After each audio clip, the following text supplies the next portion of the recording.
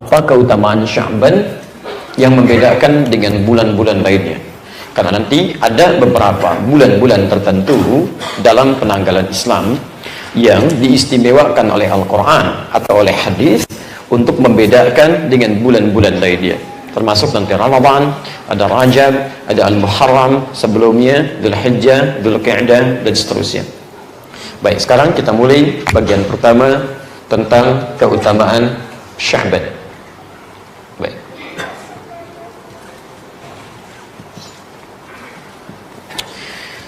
Hadis riwayat An-Nasa'i yang ini, juz yang ke-6, halaman pertama, nomor hadis 2357. Satu kali sahabat bernama Usamah bin Zaid bertanya pada Rasulullah SAW, "Ya Rasulullah, lima araka, ya Rasulullah, kenapa saya seringkali melihat Anda tasumu Sya'bana, menunaikan puasa di bulan Sya'ban ini lebih banyak dibandingkan dengan bulan-bulan yang lainnya?" Baik, sekarang perhatikan jawabannya. Beliau bertanya tentang puasa di bulan Sya'ban, tapi jawabannya menerangkan tentang kekhususan bulan ini dibandingkan dengan bulan lainnya. Saya hapus yang ini, sudah saya jelaskan. Perhatikan, dijawab oleh Nabi SAW, "Dzalika," demikian itu. Maksudnya, kenapa saya banyak puasa di bulan Sya'ban ini? Satu, kata Nabi, "Dzalika syahrun yaghfulun nasu anhu." Karena Sya'ban itu, satu, adalah bulan yang amal saleh di dalamnya seringkali mulai dilupakan oleh kebanyakan orang. Saya ulang, Nabi menyampaikan, yaitu bulan yang saat amal soleh di dalamnya mulai dilupakan oleh kebanyakan orang. Pelan-pelan ya, nanti saya terangkan dengan lebih jauh. Kedua, syahrun turfa'u fihil a'mal ila rabbil alamin. Bulan saat setiap amal yang dikerjakan itu akan diangkat, disebutkan di hadapan Allah Subhanahu wa ta'ala. Bulan saat setiap amal yang dikerjakan akan diangkat, langsung disebutkan seketika di hadapan Allah Subhanahu wa ta'ala. Dan ketiga, fa uhibbu an yurfa'a amali wa ana shaim. Maka saya akan sangat bahagia sekiranya ketika amal saya diangkat, disebutkan di hadapan Allah, saya sedang puasa.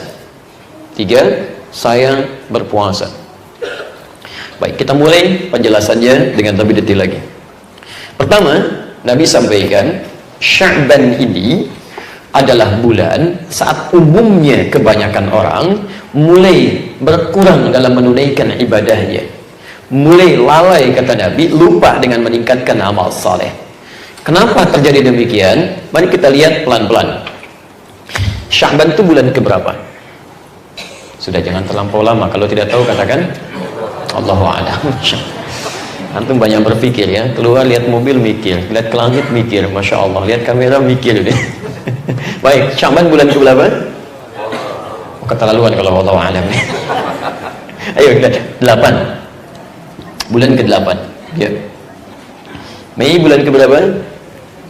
Tuh, antum lebih cepat menjawab dibandingkan bulan ini saja. Masya Allah.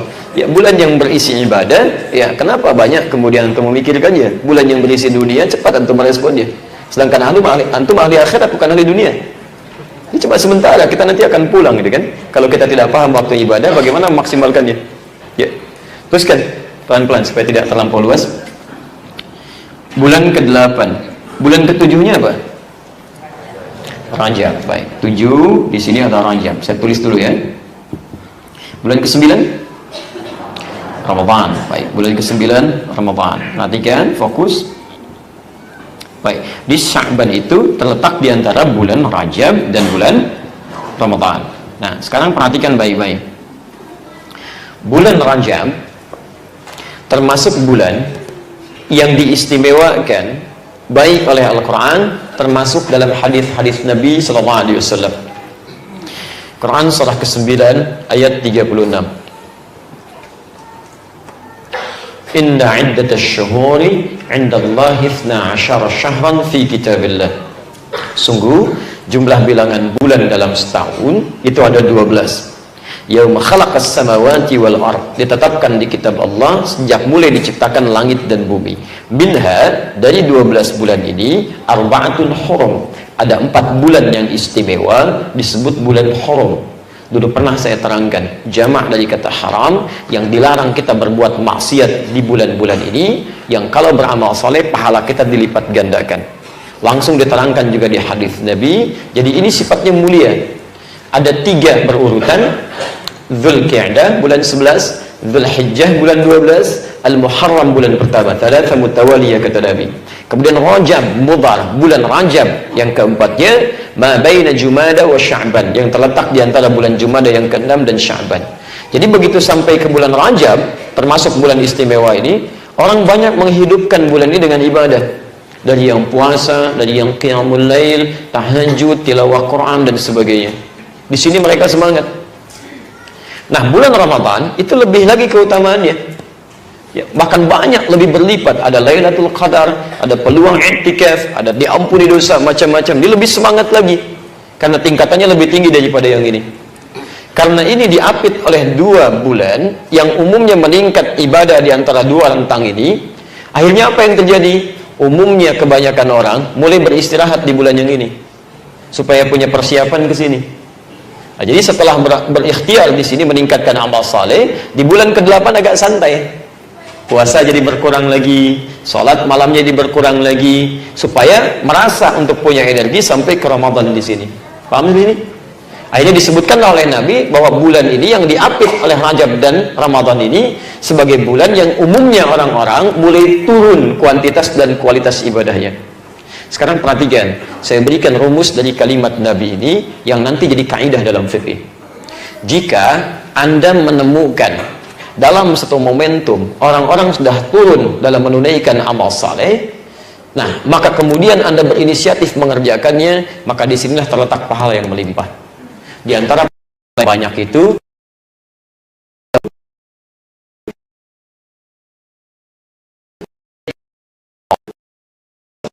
adalah amal yang fulun nasu anhu, ini mulai dilalaikan banyak orang. Kalau dibaca dengan bahasa fikihnya, maksudnya motivasi kepada kita. Ini ada pahala berlipat di sini nih. Saat orang lain tinggalkan, Anda kerjakan. Paham ya? Saya beri contoh sederhana begini. Orang sudah mulai lupa dengan tahajud, ya, masya Allah. Tunggu malam, ada yang istirahat, ada yang nunggu malam pun bukan untuk ibadah, hanya untuk nonton bola aja, gitu kan?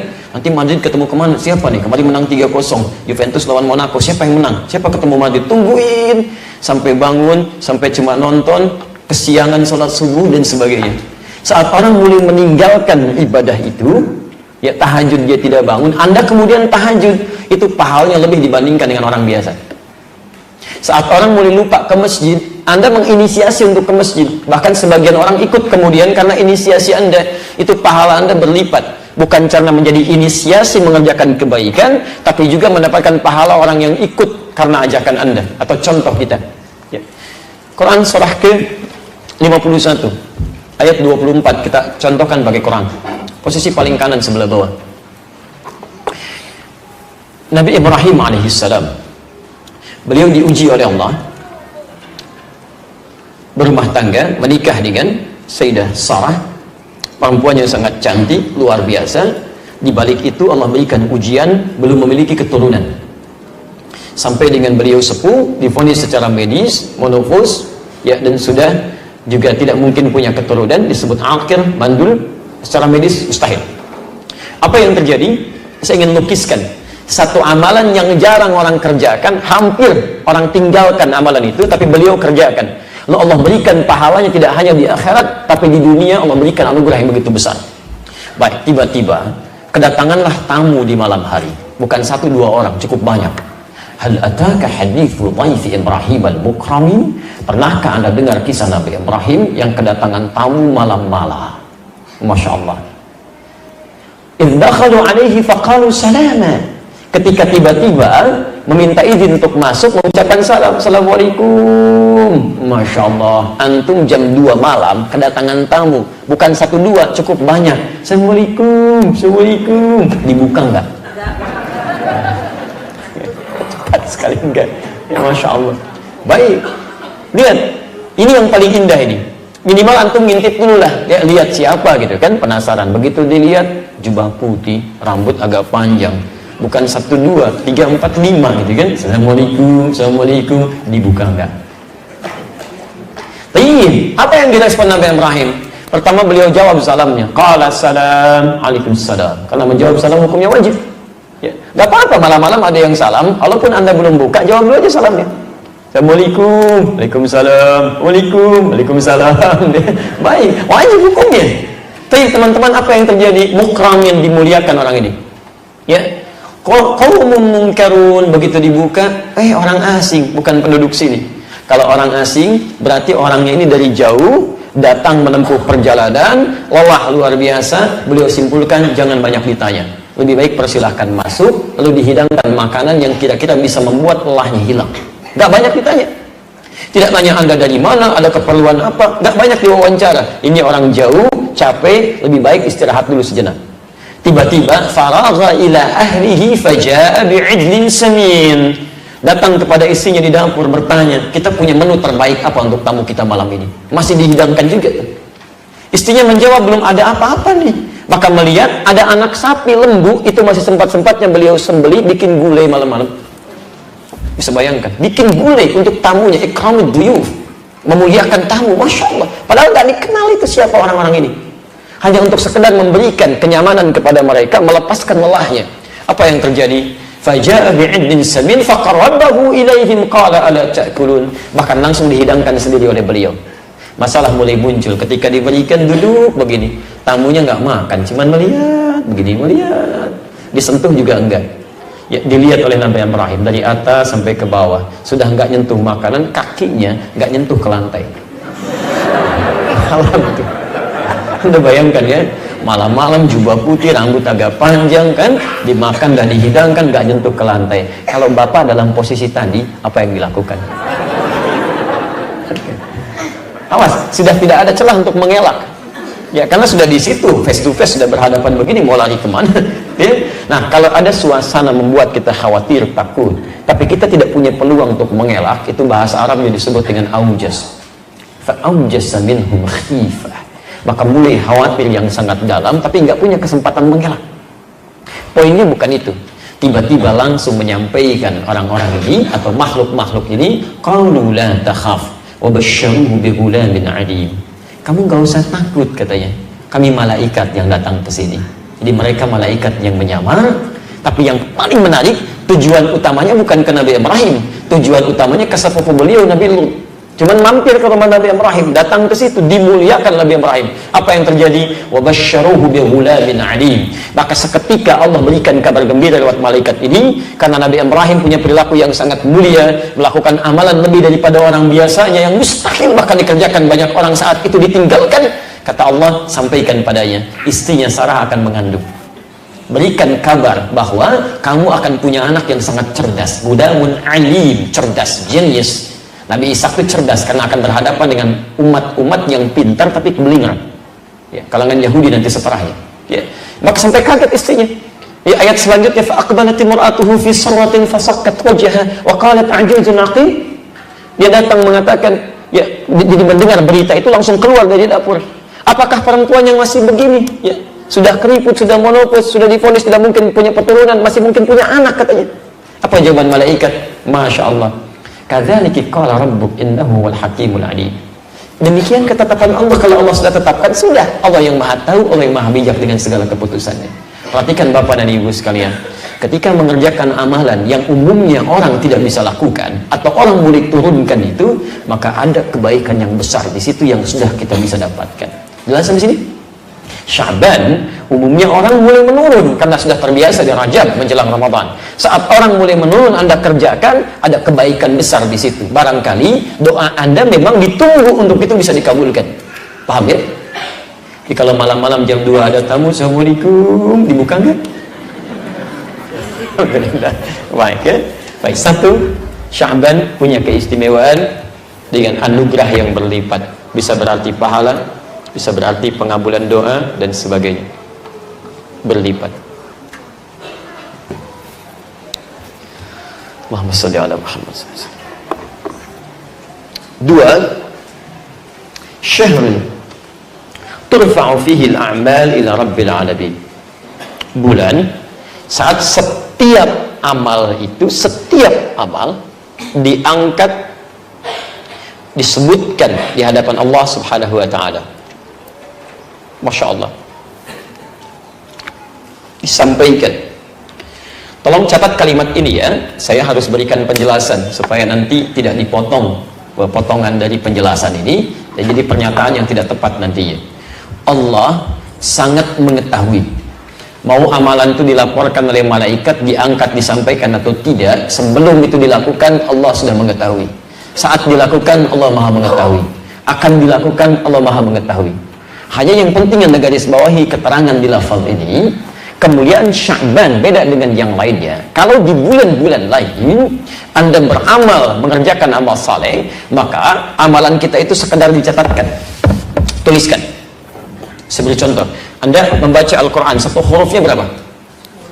Tahu dari mana? At-Tirmidzi nomor hadis 2910, kan? Man qara'a harfan min kitabillah falahu asyru hasanat. Siapa yang membaca satu huruf dari kitab Allah, dia dapat setiap hurufnya 10 kebaikan. Walam aqul alif lam mim harfun. Saya tidak katakan alif lam mim satu huruf. Walakin alifun harfun, lamun harfun, mimun harfun. Tapi alifnya satu huruf, lam satu huruf, mim satu huruf. Walikulli harfin asyru hasanat. Setiap hurufnya 10 kebaikan. Jadi kalau kita baca alif lam mim, dapat berapa? Itu dituliskan oleh malaikat. Di akhirat dibuka, disampaikan kepada kita, ada catatannya, bahkan disuruh baca kita. Quran surah ke-17 itu ya, dari ayat 13 sampai ayat 15-nya. Iqra kitabak kafa bi nafsika al-yawma 'alaika hasiba. Posisi paling kanan di pertengahan, agak sedikit ke bawah. Ini kitab kamu nih, silakan baca, lihat. Ini amalan-amalannya, ditampakkan itu. Ya. Bahkan ayat lainnya kita hafal, faman ya'mal mithqala dzarratin khairan yarah wa man ya'mal mithqala dzarratin syarran yarah. Nanti akan dibuka, akan nampak sekecil apapun ada tertuliskan itu. Ada, tapi ditulis. Tapi saat Anda mengerjakan di bulan Sya'ban, tidak hanya dituliskan. Begitu Anda baca alif lam mim, seketika diangkat, sampaikan kepada Allah. Ya Allah, si fulan sedang baca ini. Ya Allah, si fulan kerjakan ini. Ya Allah, si fulan tahajud. Ya Allah, si fulan qiyamul lail. Ya Allah, si fulan tilawah Quran. Ya Allah, si fulan sedekah bulan Sya'ban. Tidak pada bulan yang lain. Karena itulah orang banyak menghidupkan bulan ini, lomba-lomba meningkatkan ibadah siang malamnya, karena mereka menginginkan nama mereka disebut di hadapan Allah Subhanahu wa taala. Jadi kita disebut di hadapan manusia saja bangganya luar biasa. Anda ini sudah anak-anak disebut, Masya Allah, fulan bin fulan juara pertama penghafal Quran, putra yang sangat rajin. Orang mulai melihat, orang tuanya bangga, anaknya senang. Nama bapak dituliskan di buletin, Masya Allah, disebutkan orang paling rajin, ya sukses begini, bangganya luar biasa. Padahal buletin tingkat RT yang bikin Anda juga, yang lihat Anda dan warga, gitu kan? Tapi terasa senang, bahagia. Jadi kalau dalam konteks kemanusiaan saja kita bahagia, siapa yang tidak bahagia namanya disebut di hadapan Allah Subhanahu wa taala? Ayo coba lihat. Makanya Nabi menginginkan, termasuk bagian darinya. Ya, bagian ketiganya, wa uhibbu an yurfa amali wa ana shaim. Maka saya sangat bahagia kalau amal saya diangkat itu, kalau amal saya diangkat disebutkan. Di Nabi itu madmunun bil jannah, dijamin masuk surga. Maksumun minal ma'siyah, dijaga dari berbuat dosa. Ini ahli surga, dijaga dari perbuatan dosa, masih menginginkan namanya disebut di hadapan Allah Subhanahu wa taala. Anda Nabi bukan, Rasul bukan, belum ada jaminan surga, maksiat belum tentu terjaga, nggak mau disebut. Sehat kan? Ini menarik kan, wa ana shaim, kata Nabi, saya sedang puasa. Jadi seharusnya kita berlomba ini. Kita sudah tanggal 9 sekarang, masih ada tersisa. Apa nggak mau Anda disebutkan si fulan begini, si fulan begini, dan berbahagialah kita. Hadis tentang ta'lim dan ta'allum sekarang yang kita kerjakan itu punya hadis khusus di hadis Muslim nomor hadis 2010. Itu bukan malaikat lagi yang sebutkan, Allah yang sebutkan di hadapan makhluk yang ada di sekitarnya. Majtama qaumun fi baitin min buyutillahi, tidak pernah orang berkumpul di satu rumah di antara rumah-rumah Allah, di masjid, yatluna kitabullah, mereka belajar tentang kandungan kitabullah, wa yatadarasunahu fima bainahum, kemudian mengkajinya, mempelajari di antara mereka, illa, kecuali akan diberikan 4 hal utama yang tidak akan diberikan pada orang-orang selainnya. Ghasyiyatuhumur rahmah, mereka akan dinaungi rahmat Allah Subhanahu wa taala. nazalat alaihimus sakinah, diberikan ketentraman dalam jiwanya. Makanya taklim yang baik itu taklim yang menenangkan jiwa kita, menghadirkan rahmat, kasih sayang dengan sesama. Jadi kalau Anda ikut taklim tidak membuat diri Anda tenang, ada yang salah dalam taklimnya. Kalau Anda ikut belajar tidak menjadikan Anda berkasih sayang dengan sesama, ada yang keliru juga dalam prosesnya. Yang paling menarik, wahafathumul malaikah, malaikat ikut bergabung di situ. Mungkin ini yang kelihatan sedemikian jumlahnya. Anda mungkin tidak mengerti, termasuk saya mungkin tidak tahu berapa malaikat yang berkumpul saat ini. Yang paling menarik yang keempat, wa dzakarahumullahu fiman indah. Mereka disebut-sebut oleh Allah di sekitar makhluk yang di sekitarnya, di sisi Allah Subhanahu wa taala sampai selesai mengerjakan ta'lim dan ta'alumnya. Begitu Anda pulang, selesai. Disebut-sebut terus tuh. Apalagi Sya'ban. Ketika Allah menyebutkan, malaikat menyampaikan, si fulan ya Allah, si fulan ya Allah, si fulan ya Allah, si fulan ya Allah. Masya Allah. Jadi kenapa kita tidak berlomba di hari ini? Paham sih sini?